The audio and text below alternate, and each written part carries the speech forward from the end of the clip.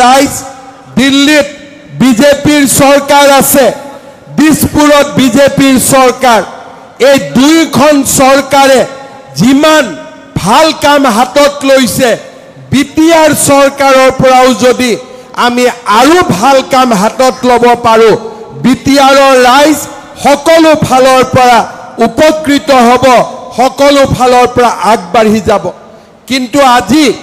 আপোনালোকে দেখা পাইছে যে বিটিআৰৰ যি চৰকাৰ আছে সেই চৰকাৰখনে যি ধৰণে যোৱা 5 বছৰত ৰাইজৰ মাজত আস্থা বিশেষকৈ মাটিবাৰীৰ সমস্যা সমাধান কৰিব লাগে বহুখিনি কৰিছে আৰু বহুতখিনি কৰিবৰ কাৰণে থাকি গ'ল কিন্তু মই বিশ্বাস কৰোঁ যে আমাৰ বিটিআৰত তেতিয়ালৈকে শান্তি আৰু স্থায়ী শান্তি হ'ব নোৱাৰে যেতিয়ালৈকে সকলো জাতিক আমি সমান চকুৰে চাব নিশিকো আমি সেইবাবে বিটিআৰত এটা পৰিৱেশ নিৰ্মাণ কৰিব খুজিছো যাতে প্ৰতিটো ৰাজনৈতিক দলে সকলো ৰাইজক সমান চকুৰে চাবলৈ শিকে কোনো দ্বিতীয় শ্ৰেণী নহয় সকলো প্ৰথম শ্ৰেণীৰ নাগৰিক হ'ব পাৰে আৰু সেই উদ্দেশ্য আগত ৰাখিয়ে আজি আমি বিজেপি দলে নিৰ্বাচনত নামি পৰিছো আৰু আপোনালোককো আমি বিজেপিক সমৰ্থন কৰিবলৈ আহ্বান জনাম শ্ৰদ্ধা ৰাইজ আপোনালোকে মনত ৰাখিব যে আমাৰ অসম যি ধৰণে আগবাঢ়িছে অসমত বিজেপি দলৰ চৰকাৰ আকৌ এবাৰ হ'ব তাত কাৰো সন্দেহ নাই কিন্তু বিটিআৰতো যদি আমি একেলগে বিটিআৰকো যদি আগুৱাই লৈ যাব পাৰো তেতিয়াহ'লে আমাৰ বিটিআৰৰ ৰাইজে যি দীৰ্ঘদিন ধৰি অসুবিধা দুখ আৰু কষ্ট ভোগ কৰি আছে তাক আমি এবাৰতে শেষ কৰিব পাৰিম সেইকাৰণে শ্ৰদ্ধাৰ ৰাইজ মই আপোনালোকক আহ্বান জনাম যে এইবাৰ আমি ভোট নাভাঙো ভোট আমি ভাঙি ইটুক দিম সিটুক দিম এইবিলাক কথা হ'ব নোৱাৰে আপোনালোকৰ ভোট আপোনালোকে নৰেন্দ্ৰ মোদীক দিব আপোনালোকৰ ভোট হিমন্ত বিশ্ব শৰ্মাক দিব আপোনালোকৰ ভোট পদুমৰ চিনত দিব হ'বনে নাই দিবনে নাই পদুমক এইবাৰ কাৰো ভোট ভাঙিব নোৱাৰে কোনো ইফালে সিফালে যাব নোৱাৰে এটাই মাত্ৰ লক্ষ্য যে আমি পদুমৰ চিনত ভোট দিম আৰু বিজেপিক আমি বিটিআৰত শক্তিশালী কৰিম আজি বিটিআৰত যদি আমি বিজেপিক শক্তিশালী কৰিব পাৰো বহুতো সমস্যা আপোনালোকৰ মনত থকা বহুতো প্ৰশ্নৰ উত্তৰ নিজে নিজে আমি লাভ কৰিম মই এটাই কথা আপোনালোকক কম যে যেতিয়ালৈকে বিটিআৰত আমাৰ অসমীয়া বঙালী হিন্দীভাষী গোৰ্খা আমাৰ জনজাতীয় লোকসকল আমি যেতিয়ালৈকে একে হ'ব নোৱাৰো তেতিয়ালৈকে সদায় আমি নিৰাপদহীনতাত ভোগ কৰি থাকিব লাগিব আৰু সেই কাৰণে বিজেপিৰ লক্ষ্য সকলোকে এডাল খুঁটাৰে বন্ধা সকলোকে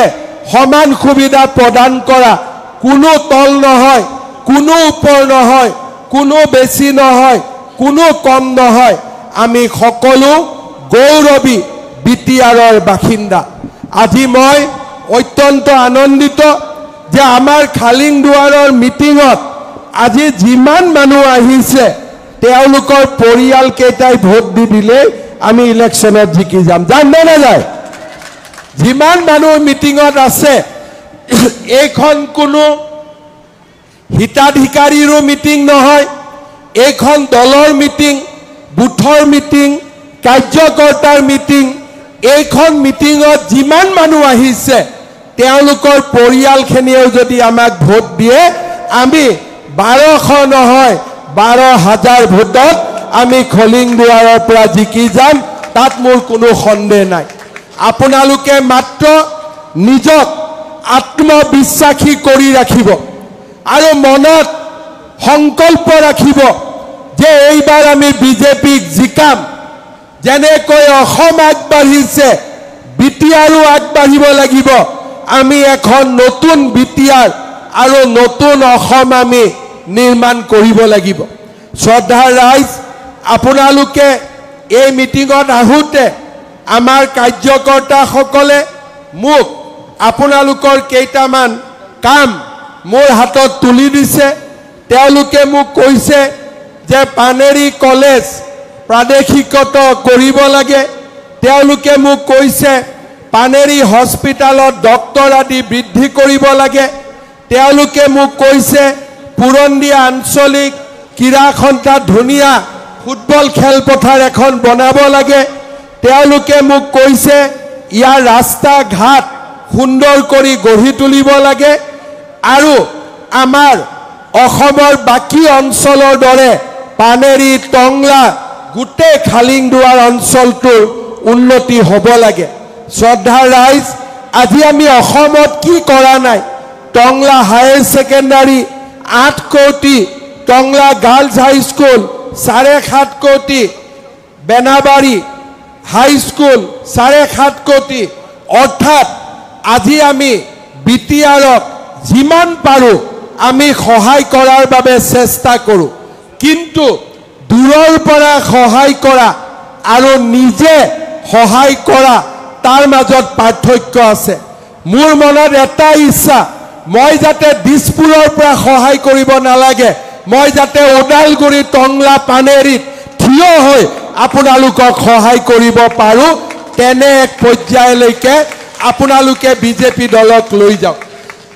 নাটকত দূৰৰ পৰা এক্টিং কৰা বেলেগ কথা আৰু নাটকত নিজে ষ্টেজত থিয় হৈ এক্টিং কৰা বেলেগ কথা আজি আমি কি কৰিছো বিজেপি আমি বিটিআৰক সব সহায় কৰো দিল্লীৰ পৰা কৰো দিছপুৰৰ পৰা কৰো কিমান আপোনালোকে পায় কিমান আপোনালোকে নাপায় আমি নাজানো কিন্তু এবাৰ যদি আমি ভোজত নিজে বিলনীয়া হ'ব পাৰো তেতিয়াহলে আমাৰটো সব কাম নিজে নিজে হ'ব যাক যিমান দিব লাগে আমি সিমানেই দিব পাৰিম সেই কাৰণে এইবাৰ আমাক আপোনালোকে দূৰৰ পৰা সহায় কৰা হিচাপত নাৰাখিব এইবাৰ যাতে আপোনালোকৰ অঞ্চলত থিয় হৈ আমি আপোনালোকৰ কাৰণে কাম কৰিব পাৰো হ'বনে নাই জিকিবনে নাই বিজেপি পাক্কা জিকিব পুৰা এইবাৰ একেবাৰে সকলোৱে লগ লাগি ইলেকশ্যনত কোন উঠিব কোন জিকিব কোন হাৰিব তাক আমি চিন্তা নকৰো আমি মাত্ৰ এটাই চিন্তা কৰিম যতে পদুম ফুল থাকিব তাতে থপাক কৰি ভোটটো আমি দি দিম হ'ব হ'ব আমাৰ লক্ষ্য পদুম মই এতিয়া আপোনালোকক দুটা কথা কম আৰু কেইটামান দিন পিছতে বিটিআৰত ইলেকশ্যন আৰম্ভ হ'ব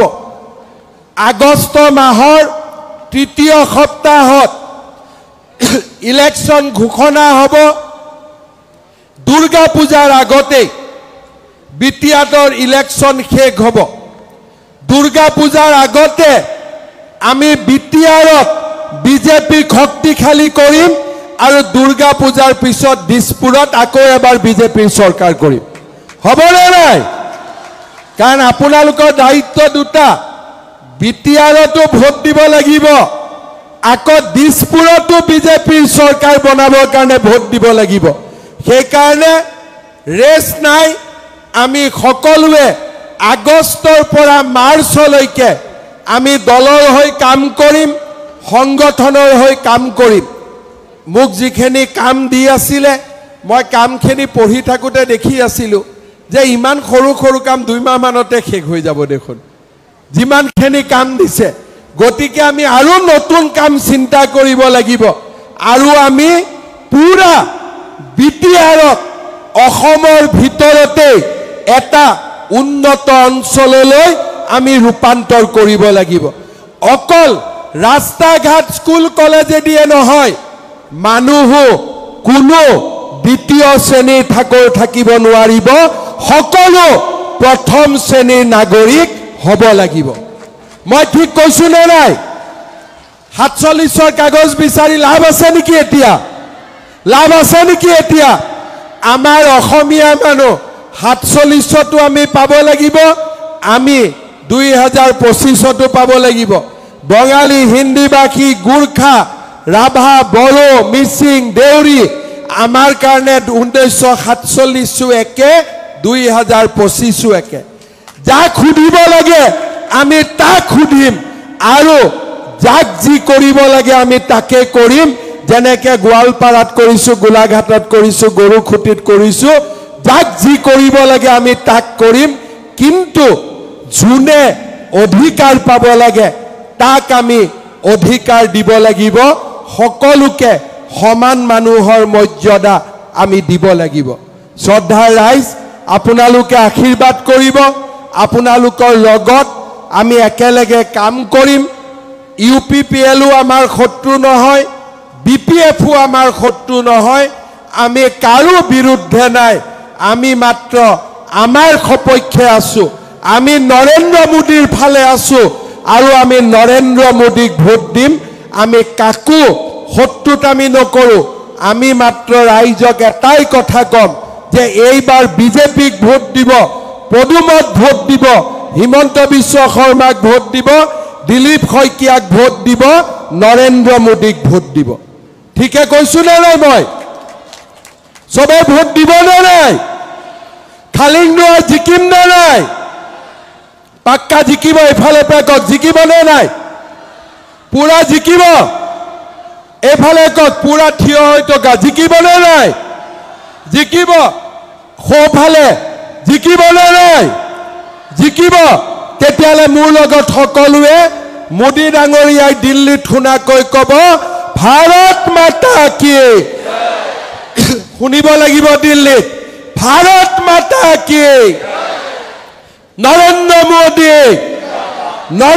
মোদী জেপি নাড্ডা অমিত শাহ দিলীপ শইকীয়া বন্দে বন্দে বহুত বহুত ধন্যবাদ আজি মই আপোনালোকৰ মাজত আহিলো ইলেকশন ডিক্লেয়াৰ হোৱাৰ পিছত আৰু এদিন আপোনালোকৰ মাজত আহিম হ'ব সিদিনাখন আৰু অলপ বেছি সময় থাকিম আপোনালোকক আকৌ এবাৰ লগ পাম বহুত বহুত ধন্যবাদ বহুত বহুত অভিনন্দন আপোনালোকে সকলোৱে একেলগ হৈ বিজেপি দলক বিজয়ী কৰিব ধন্যবাদ জয় হিন্দ বন্দে মাতৰম